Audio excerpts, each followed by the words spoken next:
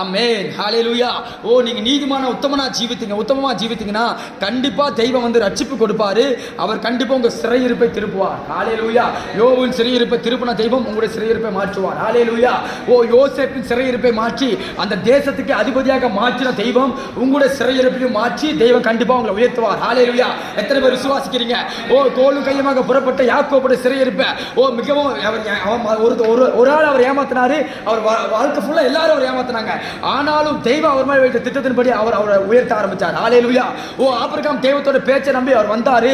எல்லா இடத்திலும் சிறையிருப்பாக இருந்தாலும் எந்த சோதனையான சூழ்நிலையில் தெய்வத்தை நம்பினாரு, தெய்வம் அவரை உயர்த்தினார். ஹல்லேலூயா.